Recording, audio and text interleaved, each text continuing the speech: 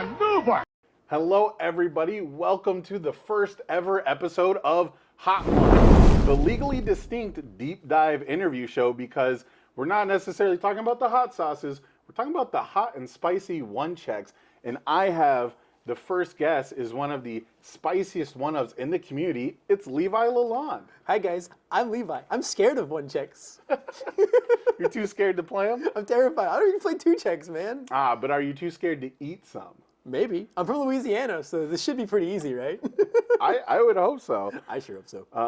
So most of you know how this format's going to go. We're going to eat some spicy food here. We're going to have some wings with some delicious My Hero sauces on them. And I just got some questions for you so we can learn a little bit more about you, Levi. Are you ready to jump on in? I'm into it, man. I'm an open book. All right. Well, the first one we got here is the Red Riot hot sauce. Ooh, I like that guy. We're going to dig right in here. Don't be afraid to get too messy. Oh yeah, I can taste Tim Friedley in here. Yeah, he's in there for sure. Like his pinky toe or something. It tastes bannable. Absolutely, absolutely. Aradable even. It tastes aradable. Absolutely. We are today balling a little bit on a budget because we're not sponsored by any of these hot sauces. No. And you might know a little something about balling on a budget. Before people knew you as the alliterative gamer that you are, they might have known you as a chief of a team Budget Ein. Oh my goodness. Can you tell me a little bit about Team Budget Ein? So back in the day, I used to play a little TCG called Cardfight Vanguard, you know, I was 13 years old, so my standards for trading card games were not very high. The long story short of it is that back in that day, back in the heyday of my youth, if you will, I have a picture I'll send you too of the whole crew together. That's me when I was a younger man, right there on the picture. And these four men, my four fellow Vanguard players, eventually turned more so into buddy fight players. We kind of just mess around with every Bushy Road game back in that day, and that's just kind of the day that. That's just kind of the game that brought us all together as a team, really. You know, I think a lot of people, right? They talk about their high school summertime sadness like dream, right? You know, they remember the days of their youth fondly. I didn't really have those days in high school. You know, I kind of kept to myself mostly. But when it came to exploring trading card game spaces, I formed a lot of really true bonds back there. And these four men with me in Team Budget Ein probably shared the most formulative experiences of my youth. And so when I kind of think back fondly on the days of that era, right, when I was a teenager living life to the fullest, no holds barred, those are the men that I think of. That's the team that I think of. That's the name. And that's just really what that means, is just living life to the fullest and being a part of Budget Ein. And if you're curious as to where the name comes from... Yes, I need to know what it stands for, because in my head, Ein is just the dog from Cowboy Bebop. So, if you don't know, in Buddy Fight, the way you dictated what deck you played was by a flag, right? So say you had the Dragon World flag, you played only Dragon World cards in your deck. You played red cards in your deck, right? And that's basically what it was. And then eventually, they came out with a flag called Dragon Ein, which was a flag of no color, no world association, but you could play any cards in your deck that had the dragon attribute. So you got only dragons, but you got dragons from every single world.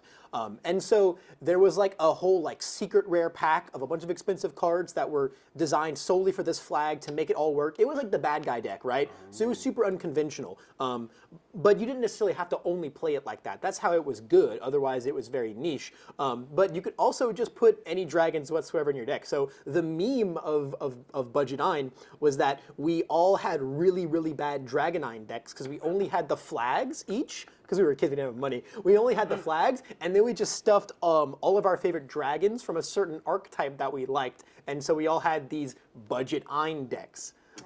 And then the other, so it's like a dual nature name, because there's that aspect of it. And then the other aspect that made us think of the name is during our first trip to a Bushy Road Spring Fest back in, man, this would have had to be back in 2014 or 2015. So I would have been like 13 or so at the time. And this was kind of the trip that really like formed the bonds between us as a group and really solidified us as a unit. And basically our hotel plans for the trip last minute got completely destroyed. The hotel was basically like, yeah, your reservation doesn't exist. We don't know anything about it. It went to hell in a handbasket out of nowhere. And so we essentially had to scour around the outskirts of the very shady areas of Houston to find somewhere to stay. And we eventually ended up settling at the spookiest, scariest budget inn. So that and then our super budget Dragonine decks came together to form Team Budgetine. After the weekend, it was like, it was kind of just like understood. After that weekend, we just kind of understood that we were that group now, and that was it. I love that story. That's so cool. I did not expect it to be that in-depth of an answer, though. It is, Sam. It is a tale of brotherhood and camaraderie and youth and just the spirit of doing things you love and living life like every day is your last. I love that. I already got so much more than I expected from this interview. But let's move on to the second wing. So living in Texas, and you mentioned being from Louisiana, you got to be pretty good at handling spice, right? So this is the fun part. I'm not. Oh, okay.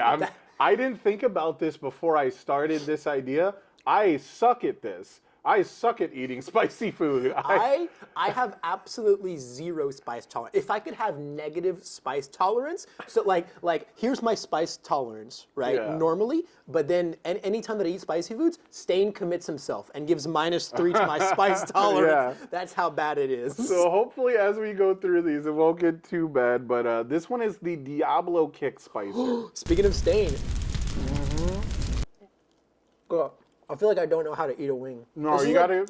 This is like the second time I've ever eaten wings in my life. See, people see these YouTube videos and they think it's all good and fun and games and very easy stuff. If you haven't eaten in front of other people, if you haven't eaten in front of a camera, it's way different. It's sacrifice for the work, man. I brushed my teeth before this too. I was being really self-conscious. That's true. I did watch you brush your teeth. It happened. You watched it. And you gotta take a good, healthy bite, or else people will think you're a pussy on the internet. So. Yep. But I did not think it through about eating a bunch of spicy ass food. Yeah, if you haven't noticed, I don't live in Louisiana anymore because the only thing good about Louisiana is the food. So when you can't eat it, it's not really worth sticking around for. Well, I can think of a time where you did handle the spice really well.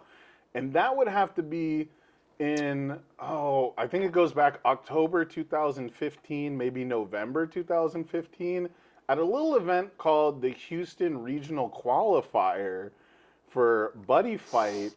What do you remember? Jog my memory about 2015. So this would have been the 2015, right? So this would have been the first competitive Buddy Fight event that I competed in. And so basically, the history of this event was we weren't supposed to go. It was a very, very last-minute decision.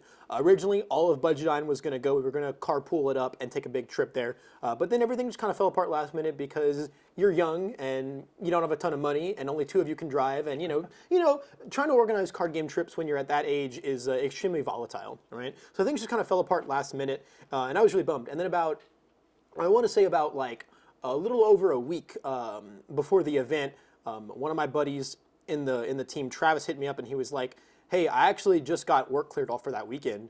Do you want to go still just the 2 of us? Yeah. You started playing some Marvin Gaye, started getting down. Just the 2 of us. Just the 2 of us. So I said, bet, let's do it, Travis. It's just going to be fun regardless, right? Because neither of us were going to go play like super competitive stuff. We both had like pet decks that we really liked. Because in card games, I don't know, man, I just like bad decks.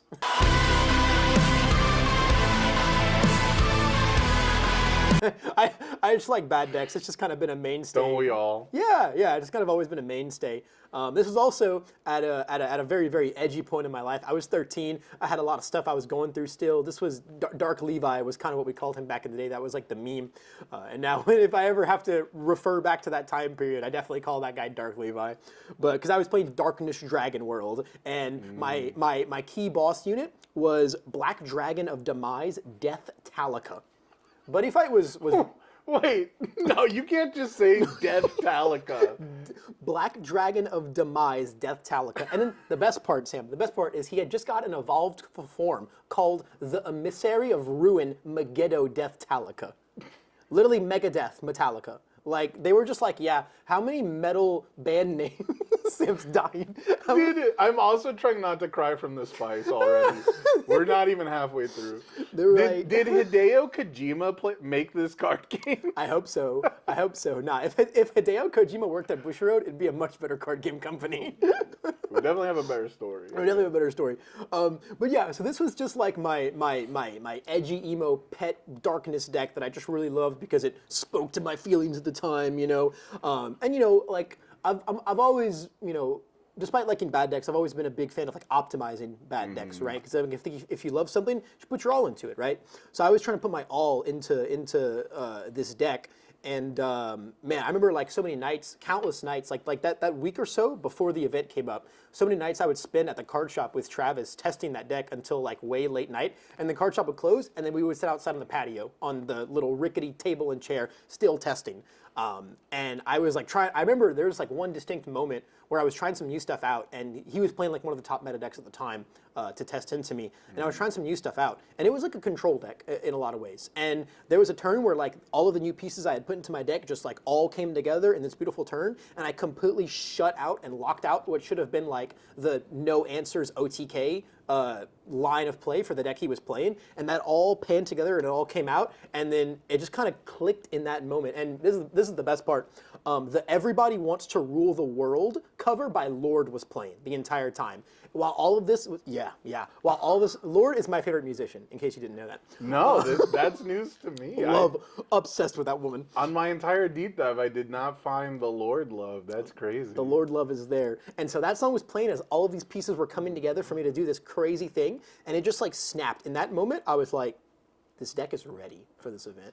It was ready. And then, man, you know, I got to the event. I was in like pseudo cosplay too, like just living my best little 13-year-old pet deck card game playing edgy life. It was fantastic. And then I just started just tearing through rounds, round after round, just tearing through them. And then eventually it got to basically my winning in. And I'm getting to the point where it's this last round. I have one loss on my plate. I need to get this win. And my opponent is a really, really cool guy from the Houston Buddy Fight area named Joey. And he is the guy who, when I went to like my first like small scale event the year prior, completely dumpstered me. I had no idea what was going on. He was like, you ever, when you're like a little kid going to card game events, you ever have like that experience where it's like you realize, oh, this is like what the upper echelon of gameplay in a competitive card game can be like? He was the guy that made me realize this, and so I'm fighting him for my win in it now. A year later, after all this growth, it's like super, super intense and dramatic. And then I win by like the thinnest hair of a margin you could possibly imagine through like an insane like risk take and then top deck. Like I took a huge risk and got like the 1 in a million chance rewarded for it and clinched the round, and it was crazy. And then from there on out, kind of just breezed through top rounds too, and then suddenly I was in the finals, and there's cameras all around me. All my friends are watching on the sidelines. I've got this big spotlight on me, and I just like had never felt like more vindicated just as a teenager, just like getting a reward out of like the hobbies, you know, and just from pursuing them and the passions. And then like when I won, it just kind of like, I don't know, man, it just all clicked and like washed over me. It's just extremely emotional stuff. I mean, obviously winning like big events for something you love is like always really emotional, but man, when you're a kid, that stuff just hits completely different. And like we didn't even have a hotel or anything. We drove up that morning and drove back that night. That's how like out of nowhere this trip was, because we couldn't afford the hotel room. It was a one-day event? It was a one-day event, yeah. Damn, imagine getting your events done in one day. I know, right? When your game doesn't take 3 hours to play. But the trade-off is that you're not the best card game in the world. So, well, you know, there's, you know, one hand gives, the other takes away, right? And I just remember Travis driving us back that evening, and I'm just sitting in the passenger seat with my earbuds in, playing playing Lord on Max, playing some Lord on Max, staring out the window, and just being like, man, I think this is a start of like a whole new era for me. And competitive card games has been a thing since then. The Dark Levi anime arc. The Dark Levi anime arc. And then like Dark Levi went to Nationals, got his butt kicked because he continued to play his pet deck. And then a whole new era, Prince Levi became after that. But that's a whole new era. That's Levi 2 dot. That's Levi 2 dot. We're gonna have to do a second episode now that's just Prince Levi questions. We've got to know about Levi 2 dot, man. So let's talk some MHA now, but first we gotta take another bite of these spicy ass fucking wings. Do we have to? And this one is the spicy samba. The spicy samba. Yeah, wake up and smell the spice. I love coffee. Spicy, not as much.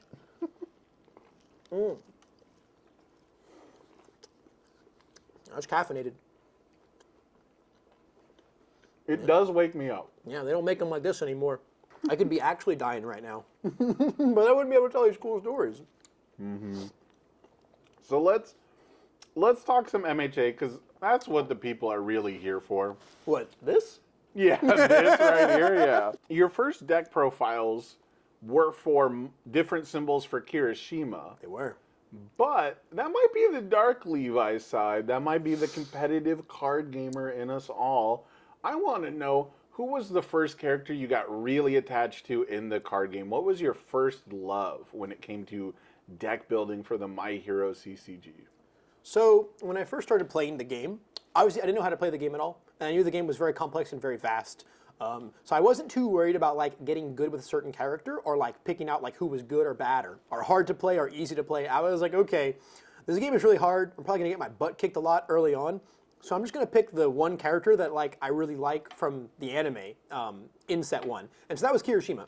And then I'm winning a bunch of games and I'm like, I thought this game was supposed to be hard. And they're like, yeah, we think your character might be tier 0, man. And I was like, okay. Just a little bit. Just a tad. Just a little bit.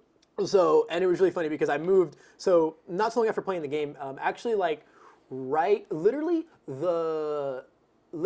like not super long after the webcam provisional. Because I remember to play the webcam provisional, the first one that I played in, to play that one, we had just moved from the town I learned to play the game in into a new town that week, and I was literally like getting the internet set up and just my desk set up in the new place, just so that I could play in the provisional. Like the rest, everything behind me was just a mess of furniture and figures and posters. Nothing else was moved in, but my desk and my computer were set up so that I could play in the provisional.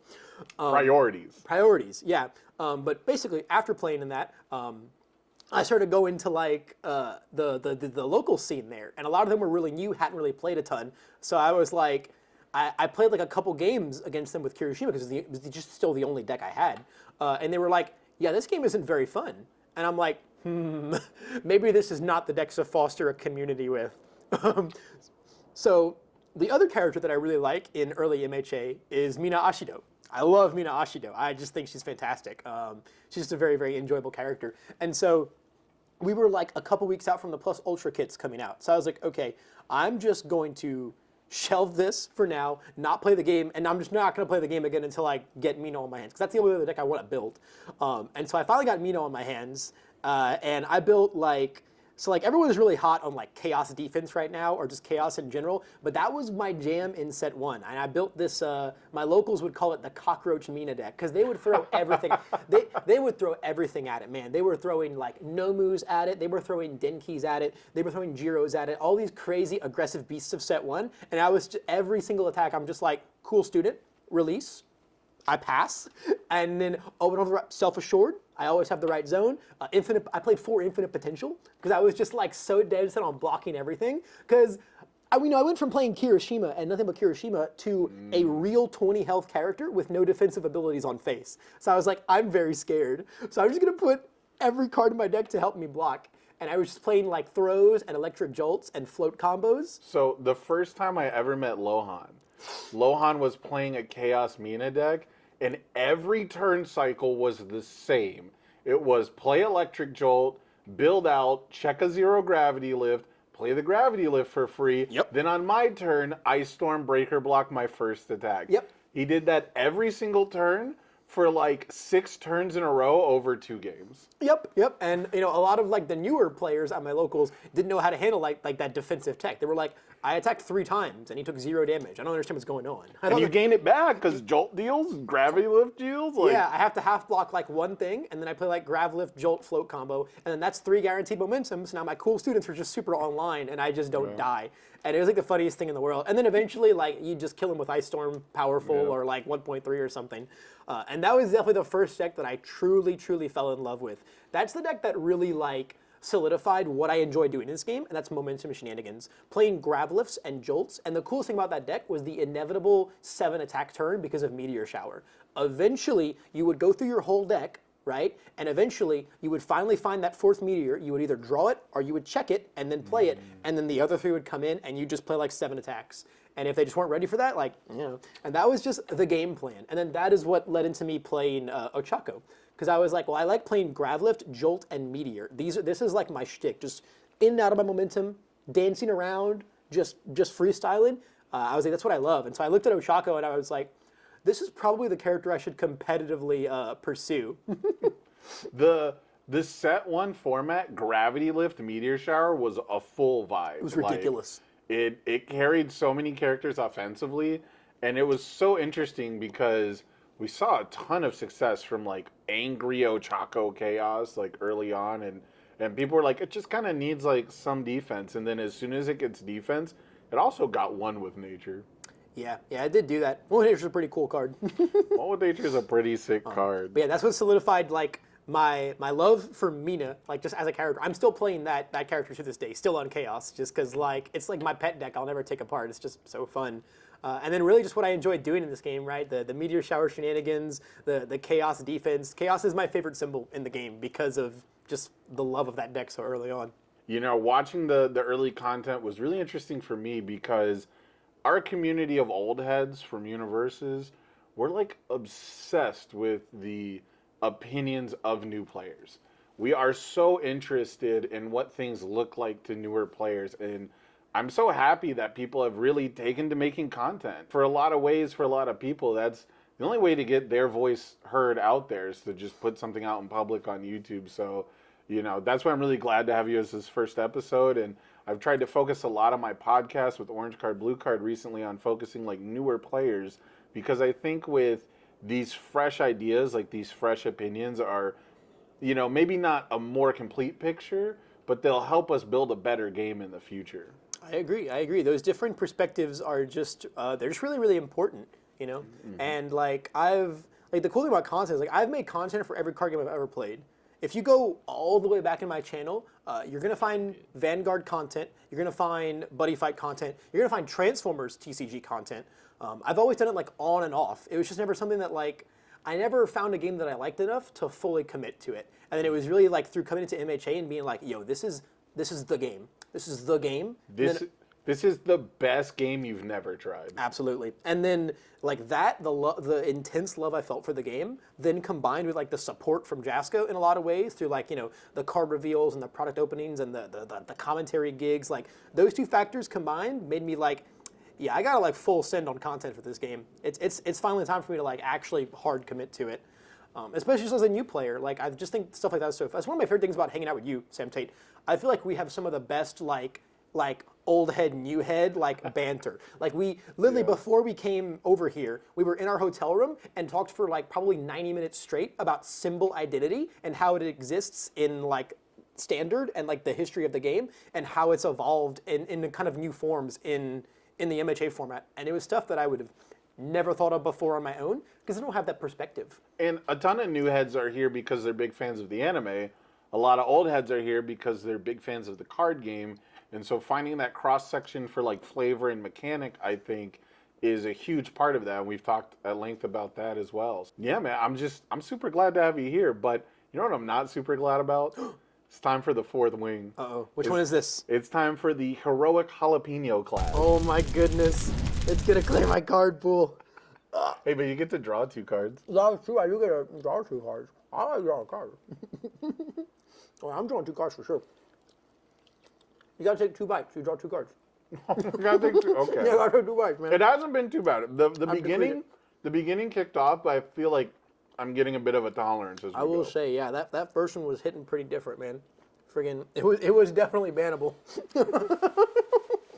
I didn't. I think it was twice per turning all over me, bro. Now, I did not necessarily put these undisclosed, non-sponsored sauces in ascending spice order. So there is potential we did start off with the spiciest one. That's true. That's true. Definitely the most. Kirishima definitely been a little more impactful on things than any of the other one checks have. It's just everywhere he goes, everything associated with the man. Bro, everywhere I go, I see that man. I can't escape him. Speaking of the first, you have started to recently do a little bit of market watch content. I have. You are the wealthy aspirations guy, but even your very first tier list was specifically about ranking the URs, not the characters. Basically, what made you do the tier list on the ultra rares instead of like maybe characters? So, I mean, everyone does character tier lists, right? That's kind of like, you know, every time we enter like a new meta, you got to, if you're a creator, you got to do the character tier list, right? It's like the freest video ever, and it's also just like a really staple thing to like get your global opinions on things out there. Because most of the time, if you're gonna, at least if you're gonna make any other meta discussion videos, right, you're going to preach your opinions about the best characters a lot. So, you know, when I'm talking about, you know, my predictions for the HLC or whatever, and I'm going to say, oh, I think X deck is going to win because it's the best deck in the format, some people might be like, whoa, what's the basis of that claim? Well, if you watch my tier list, you know why I think it's the best deck in the format, right? So it's, you know, tier list videos just go very like hand in hand with each other. So I think they're kind of like a staple of content, whether or not you like to make the like mandatory type of content that people come to expect with creators. And I don't hate making that type of stuff, but I also like to do a lot of my own making stuff, right? So when I thought of like, okay, what would be some cool videos out, you know, just brainstorming ideas, and I was like, yo, a lot of people are like, man, you know, Heatwave is like the most busted thing in the world, you know, oh, you know, Excited for Blood is clearly like the king of this set, right? It's like, I wonder like, you know, all those cards are the same rarity, how would they stack up against each other? And I was like, I think it'd be fun to rank each set by their individual URs, like as opposed to each other. And so it was really just a fun video idea that I did for set 1. And then I just really like doing the video, and so I thought I'd do it for 2, 3, and hopefully 4 soon once we actually know all of these ultra rares. Still definitely got quite a few of them to see. But I'm really looking forward to doing that video as well. It's just another fun, like, I like my mini series a lot, Sam. I like doing my little mini series a lot. I think content like that is cool because it's things that people can come to expect, right? Mm-hmm. You know? I mean, there's probably at least a couple people out there that are like, man, I really can't wait to see Levi rank the set 4 ultra rares. And that to me is just super cool. I love stuff like that. I like making those expectations and then fulfilling them. Yeah, I have not had the best luck with that. Anytime I announce something, especially like a card game event, there's usually a double booking with a Jasco event or something else comes along. So it's really cool when you can come through with that, right? It is very nice to deliver on those expectations.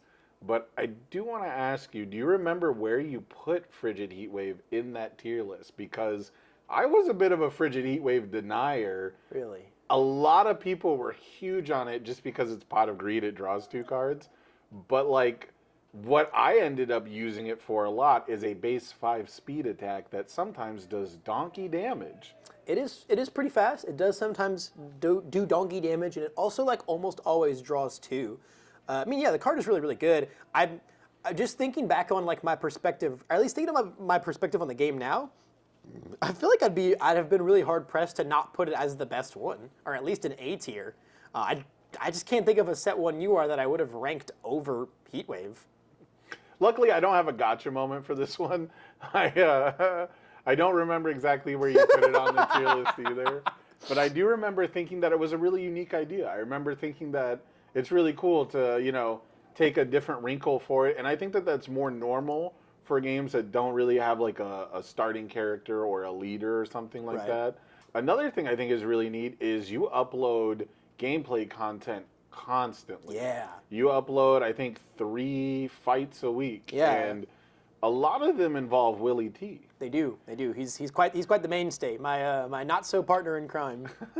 Well, I want to ask you a little bit more about your relationship with Willie T, because I believe Willie T is supposed to be stepping out into the content creator space pretty soon themselves. And I just want to spotlight new content creators, and I think you're the guy to do it. Yeah, I mean, he's kind of coming out from under my wing in a lot of ways, right? I mean, I think it's, it'd be pretty hard pressed to say that anyone who watches Will's stuff when he starts making content probably is going to say, oh, hey, that's the guy from Alliteration Gaming's videos, right? This is cool, which is, I mean, Will's a great guy. As far as like my relationship with him, I actually didn't know Will until I started playing MHA. Not even until like deep into it too, because I learned the game in Houston, and then I moved to Austin, and the Austin play group is where I met Will. And it was kind of just one of those things where, like, you walk into a card shop, you meet the new crew, you start getting to know everyone, and sometimes you can just instantly tell like who you're gonna click with, right? I don't know if you've ever had that experience. I can usually just tell really early on, just from a social standpoint of if I'm really gonna click with someone or not. And Will was definitely someone that I just like hardcore clicked with really quickly. And we kind of just started hanging out more, doing our own things together. And then once I really started like grinding content, he was like, well, hey man, we're like, hanging out all the time anyway. So most of the time, he just kind of ended up being the accessory to murder, if you will. And I mean, Will's just a huge brewer, right? He's like, yeah, I just like making like a new deck every week, taking it to locals, and then, either dropping it or working on it from there. So like, he's really perfect for, a big part of why he does that is to help me with my content, right? Put out the new deck profile, every week or so, Will's crazy brews, as opposed to my decks, because, my profiles are always like, I have been playing this for 36 hours a day, 6 months straight, and it is perfected to the 0.000th degree labor of love deck, right? Which are great for people who are like really wanting to get into a deck like that. But for someone who just wants to like consume something and then maybe give it a wild shot without like a ton of prep, Will's deck profiles are really great for that too. But yeah, he's been pretty interested in making his own stuff for a while. I think he plans to come out as Willie TCG, which I absolutely love. I absolutely love the nice like hybrid of like the name I gave him and his own creative input. But I'm really looking forward to seeing what he does, and I'm sure we're probably gonna make just as much stuff together. It's just gonna be like actual collab content now, right? Yeah. You're gonna have to start shouting them out. Yeah, I'm gonna have to start giving him actual shout outs, man. We have the first time he came over and recorded the deck profile, we have a running joke because of this, is I had 17 cents on my little lamp next to my bed on my dresser. And I said something about like, I'm not paying you to slouch around over it. He's like, I'm not, and he was like, you're not paying me at all. And I said, Will, take that 17 cents. Never complain again. So we have a running joke that I might have to give him a raise now from his 17 cents. Yeah, he got bought out for 17 cents, man. That's on him. Look, man, bro, wealthy aspirations, man. You don't take the money first, kids. Let's move on to our next spicy sauce here. This one's another standard reference. Oh, mamma mia. We just didn't have that many one checks in My Hero, but this one is the Poblano Parry. Oh, the Poblano Parry. Yeah, one of the spiciest one checks of all time, which still can't understand why they banned it. Hey, wait, Poblano Parry. That's got alliteration in it. Gotcha. I got him. We got one. You can't do that while I'm biting. Oh God, that was hard. I think that might actually be the Kirishima one. That was tough to get into, dude. Hardened chicken wing. Mm-hmm. Hardened chicken wing, bro. It's a pretty good submission move. Yeah, bro. Hey, it can get +2 damage. we can commit for +2 damage. It's hardened. This is probably going to be the hardest question I ask you, or it might be the easiest. But I need to know, from one content creator to another, what is your favorite video on your channel? Oh man, that one is really easy to narrow down to a few, but then once you get past that, it's really hard.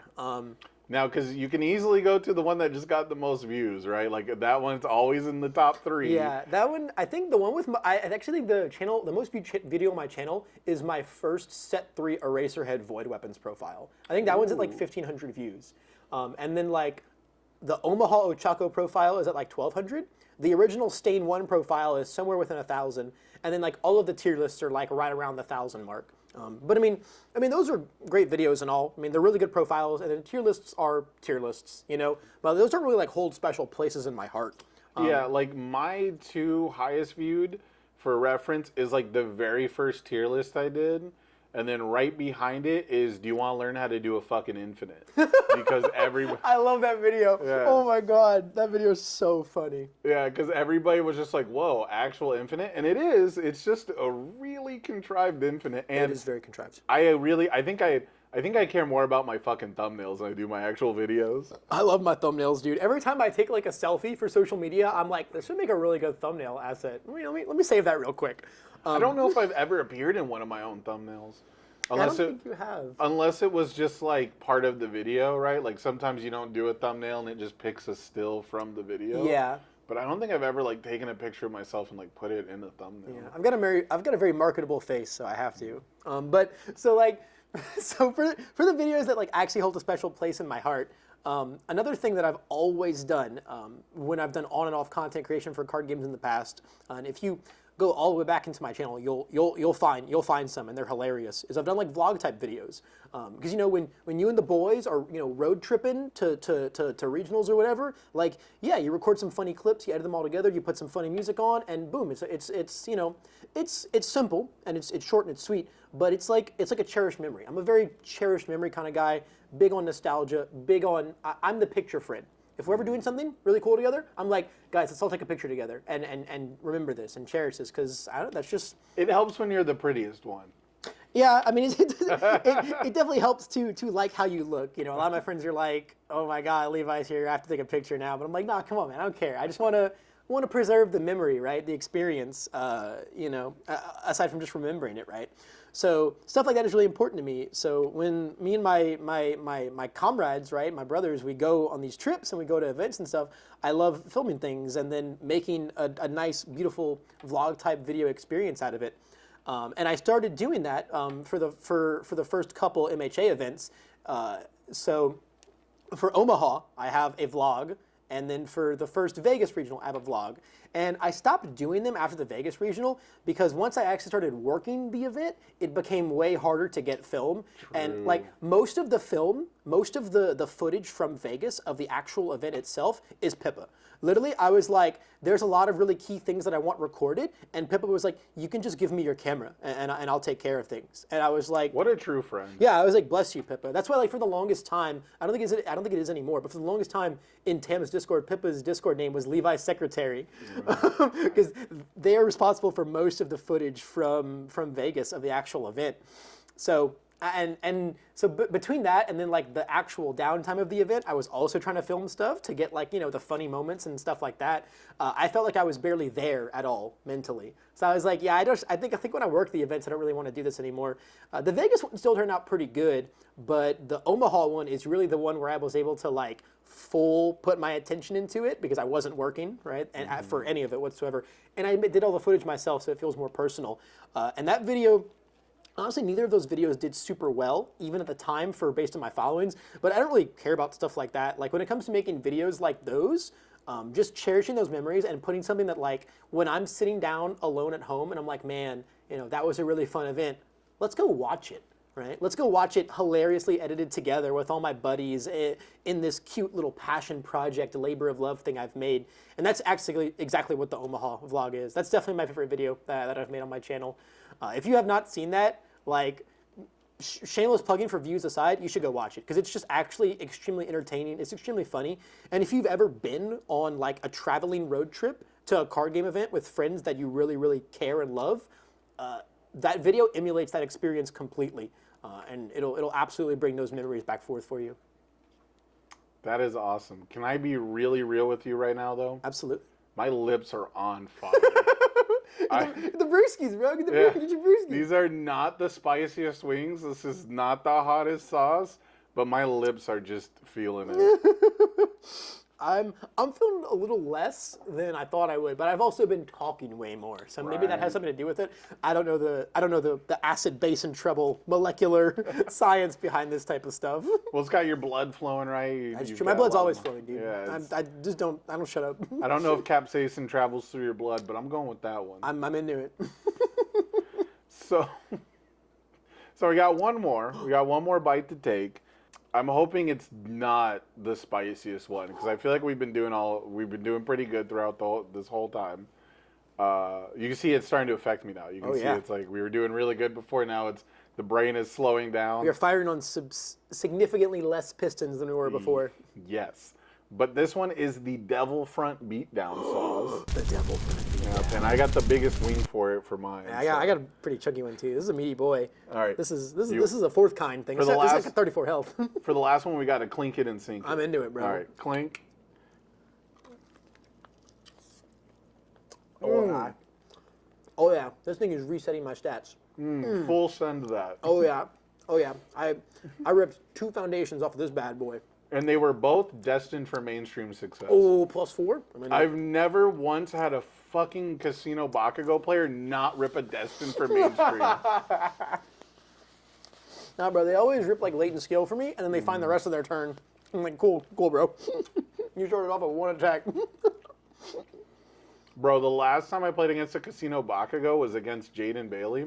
They fucking ripped all 4 destined for mainstreams in 1 turn. That's pretty amazing. Yeah, they ripped like 1, which grabbed another double front, which ripped like 2, which then got them a fucking sound waves, which then pulled the last double front, which they built all 4 off of double front beatdown. That's a good deck. It's a good deck. It's a cool deck. That's a good deck. I don't know if it's a good deck, but it's a cool deck. When it rolls you, it rolls you. It surely does. I mean, we're in Vegas, man. I have, if the last one wasn't the hardest question for you, this could be potentially the easiest. Okay. Or potentially the hardest, just like the last question. Run it back. You have, right, I saved the bangers for last. You have started to do a lot of great discussion content on your channel, specifically about whether or not a card should be banned. Now, I need your full honesty. No YouTuber bullshit, no content creator, Vizier, no mesh, no filter. Because I've come to you with no fucking filter for this whole video. It's true. They might not hire me again to do the Hero League Championship. I have to put this up after that, after the HLC. But if you could ban any one singular card, you have to ban one, actually. You have to pick one. I'm going to make you pick one. I have to pick one. Even if it's pick a throwaway card, because you don't want to ban one, you have to pick a card you hate the most. But if you could ban any singular card from My Hero, what would it be? Non-character? I think you could hit a character. I'm down. I think character's a little easy. Yeah, though. character's kind of cheating because it's probably just like Ojiro or Jiro. Yeah, anyone with Jiro in their name. Yeah, everyone knows those guys piss me off. But if we're gonna talk non-character, oh man. So like if I had like godlike knowledge that they're never gonna touch Ojiro, I'd ban Student of the Art.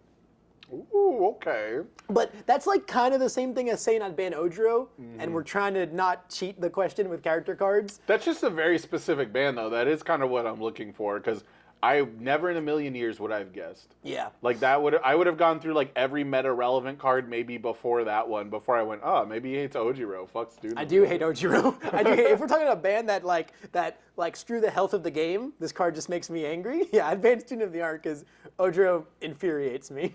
But if I was going to talk a more global one, it's probably Season the Advantage. I think the card is just like a little too like, I mean, I have a whole video, right, on why I don't like it. But it's like really, really warping, and I think just kind of like locks up what you can play. It makes deck building boring too, because like you just jam it. Why would you never just jam it? Yeah, it just does like a lot of things that I'm not super fond of, and I think it would have a healthy global effect on the game if it were gone. But if I'm not going to be a politician about it, Student of the Art. Ojiro can go with the sun zone. Do not shine. If we're not politicking, it's just Ojiro too. Yeah, right? yeah, I hate that guy. Yeah. I just want to play 7-handers, man, and he doesn't let me do it. Just let me get to turn 3. Yeah, just bro. Quit clapping my cheeks for one turn, bro. Bro, if I get to turn 3, I'm unstoppable. Has an Ojiro player ever not tried to just kill you turn 2? No, man. Unless I'm a race guy. If I'm a race guy, he probably doesn't do it because, like, you know. Yeah, unless they draw only 3 of the same zone. Yeah, right. And even then, they're still going to attack you. Yeah, nah, bro. Fucking animals. Yeah, dude, they're going to jam it. Like, I've got Student of the Art on board, no attack in my discard pile. That's fine, I'll check it. Yeah. Yeah, the amount of times an Ojiro player said, oh, I checked the low, you die now, is just, don't tell me that. Just kill me first, and then after the game, tell me that that's what it is. Yeah, tell me you didn't have it. Don't tell me you didn't have it and found it. Yeah. Don't tell me you won out of me, Not man. during the game, because after the game, you want to spill all your secrets, but like... Yeah, bro. It's like poker, right? Just tell me you had it the whole time. Don't tell me you sucked out on me, bro. Please, no. Vegas, baby. Oh man. Yeah, I'm a certified Ojiro hater.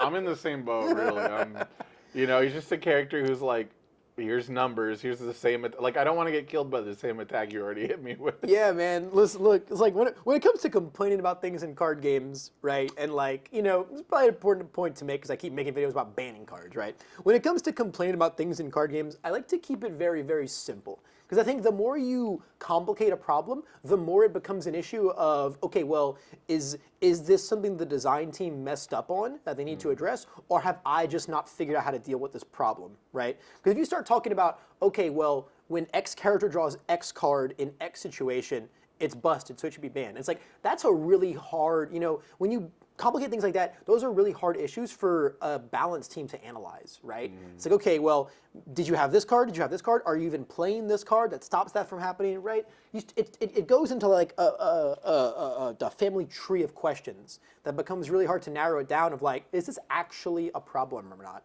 But when I complain about, stuff like Ojiro, right, is a great example.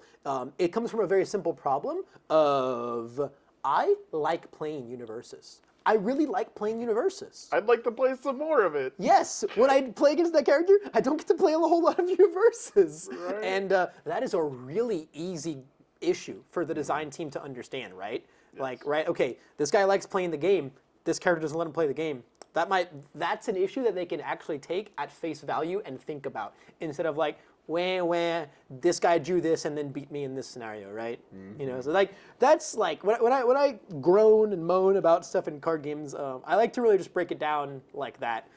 If you played a ton of the card game to beat me, and I played a ton of the card game and still failed to stop you from beating me, that's aces. That is super cool. That's totally fine. But if I didn't get to play any of the game, and you beat me up, man, that makes me sad. That makes me sad. Yeah, let me ask you this. Is it worse for Ojiro to pick up an attack that he already hits you with? Or is it worse when you block his attack and then he picks it up later in a turn and throws it more powerful and now he hits you? Yeah, that's the worst part, right? It's like the Jiro syndrome, right? You're like, wow, I blocked the first one for 7 damage, now I died to the third one for 9 damage. Stupid me, I didn't want to take a third of my life for free. Yeah. Dumb Levi. You're like, wow, I already defended against this and here I am getting karate clapped again. Yeah, for even more this time. Yeah. D-gens, bro. It's so rough too because, they almost always pick up the first attack they play. Yeah. And it's oftentimes still really annoying. Like, it's usually just 1 less damage. Yeah. And you don't know if they're going to pick this up, so if you have the block for it, you might as well block now, but you blocking now makes you just... I mean, it's gambling, right? Yeah. Because then if he has all 3 zones, he's going to hit me with it again even worse. I'm going to take more damage than if I would have just...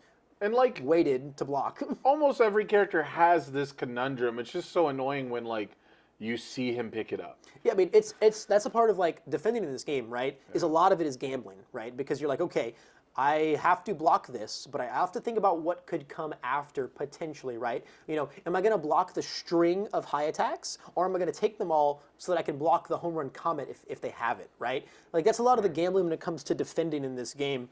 And what makes those characters annoying is there's no variables, right? Like, he will have it, and it will be bigger. And there's no variables, you will actually just be punished, right? So, like, if you take it, you're gambling. If you block it, you're gambling.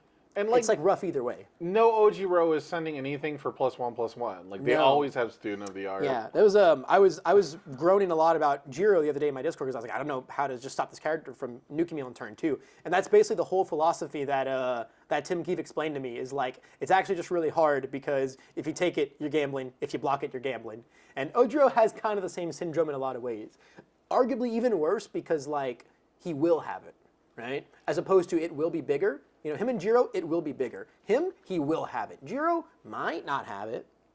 Yeah, and I think a thing no one really talks about is like, he has all 3 zones in his deck, but on an actual Ojiro attack turn, on an actual kill turn, he's probably only playing 2 zones. Yep. He's probably playing a zone, adding the 3rd zone, playing the the 2nd zone, and then you have to choose one of the 2 zones to block twice. And so many times I see people just hold one of all 3 zones, and it's like you're guaranteeing that you're not going to block 2 attacks now. Basically, yeah. You know, because one of those zones, you know, your low block is dead if he goes double high and he doesn't play the low.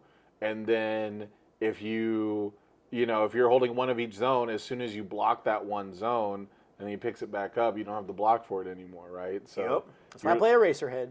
Yeah, right. That's why I play Eraserhead. We play that tape. Yep, do it. Yeah, it's man, I'm so glad you said Ojiro too, because fuck that character. You ready for him to win tomorrow? Oh god. Or, I'm sorry, Saturday? Or sorry, Sunday? Both. Every day?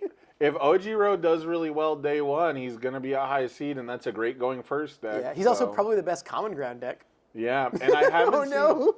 I haven't seen any. Oh god, is Student of the Art a common? It's an uncommon, so yeah. Oh. Yeah, bro. Oh no, all of our common and uncommon attacks suck. Good that they all have +3/+3. I think Frozen Slash is also a common, uncommon, right? Yeah, it is. If you're including commons and uncommons, yeah, there's so many cards. Yeah. Common ground is everything under rare. Yeah, it's not true popper, so. Not true. Man. Yeah, it's gonna be awesome. It's gonna be rough. Doing the commentary for Ojiro winning is gonna be like gritted teeth. Like, there he goes with an expert maneuver, playing karate chop again. Look at him! You flip Student of the Art. Yeah, what's he gonna choose? I think it's enough hating. We're showing our bias, man. Yeah, it's time to wrap this up. This has been an absolutely wonderful time. Luckily, the last ones weren't too spicy. I don't think it affected us too bad. Like, the main thing I was worried about was like sniffling, like having I think we got off pretty easy, all things considered. I played it a little safe for the first one, guys, because you know, like I said, I didn't really think about it. I forgot when I came up with the idea that like I don't handle spice too well, and so I don't want to go off the deep end. But I love the flavor. I love the taste of spicy things, but I have to neutralize it with like sour cream and stuff. So yeah, we're gonna torture Tam though, right? Tam gets ghost peppers, right? Oh, man, I don't know if I can get Tam in while we're both in Vegas, so I'll probably have him do it online, maybe. One day. Maybe at the next live event in 3 months. Yeah, stay tuned. Yeah, but at this point, Levi, I really want to open the floor to you, give you a chance to plug your Patreon, your YouTube, anything you've really got to plug, anyone you want to shine a spotlight on. Yeah, of course, man. Obviously, if you don't know, my channel is Alliteration Gaming. I'm sure everything's going to be linked down below. But I do YouTube very consistently. I upload 6 videos a week. Super duper consistently, and then I also have channel members open, so you can join the channel, become a member of the Alliteration Nation, which just gets you a bunch of like cool emotes and little badges and stuff for when I stream on YouTube, because I also stream on YouTube sometimes. And it also gives you priority response when you comment on my videos, and of course helps support me as well. And then if you want to go even further, I also have a Patreon now that you can check out. There's tons of different tiers on there, which essentially all let you commission videos from me in different ways. You can give me a character to make a spotlight video on. You can give me gameplay to commentate. All kinds of cool stuff that not only fuels the channel with awesome content, gives you a bit of an interactive experience, and lets me support myself making content for this game, which is something that I never really would have thought that I'd be able to do, at least not anytime soon, but it's been made possible because this community is so loving and so supporting and just so absolutely plus ultra in every way possible. So if you go and even if you just subscribe, even if you just tip, even if you commission a video, whatever you do, I'm super duper grateful, man. And thanks for checking out my content, and I hope you like what you see. And thanks, Sam, for having me on here, man. Yeah. This was super duper fun. When you first proposed this idea to me, I was like, that sounds unimaginably enjoyable. I'm so excited for us to do it. Yeah, man, I'm super glad we were able to make it happen. I got to do a quick shout out for Unfun Stuff. We're Unfun Stuff sponsored players. You can use Wealthy Aspirations or plug-in when you buy at unfunstuff.com to save 5%. And I want to do a massive shout out to Jaden Bailey, who without him, this whole video would not even be possible. He's someone who's doing all kinds of amazing work behind the scenes, and he might not be someone that you guys recognize. So hopefully I can get him on a podcast or something soon.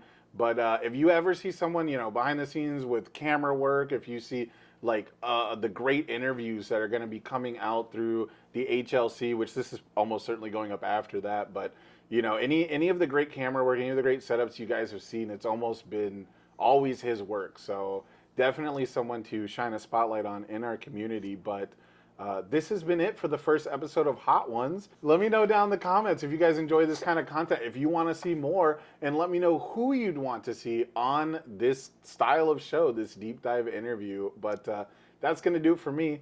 I'm Sam, Ace Maneuvers Tate. I'm joined by the alliterative Levi Lalonde from Alliteration Gaming, and we're going to see you guys next time.